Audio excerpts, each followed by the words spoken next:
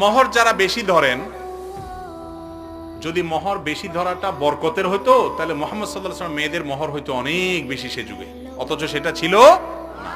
মোহর সহজ করেন। যেই ছেলে 20 লাখ 30 লাখ টাকা মোহর দিবে, ও হালাল কর না হারাম কর সেটা আপনার চিন্তা করার দরকার আছে।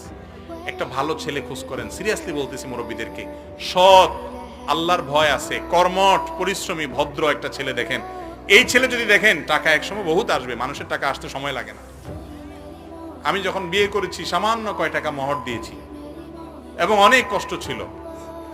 কত 35,000 টাকা মনে হয়, আমি 35,000 টাকা দিয়ে দিছি আলহামদুলিল্লাহ। আমি তো জোয়ান মানুষ, বেশি আগের মানুষ না মুরব্বীদের মতো। 35,000 টাকা পুরোটা দিয়ে দিছি আলহামদুলিল্লাহ। বিয়েতে মোহর কম হলেও মানুষটা যদি ভালো হয় আল্লাহ বরকত দেয়, ঠিক না বে ঠিক? এই জন্য মুরব্বীরা মোহর নিয়ে তেড়ামি করবেন না, একটু সহজ করবেন ইনশাআল্লাহ।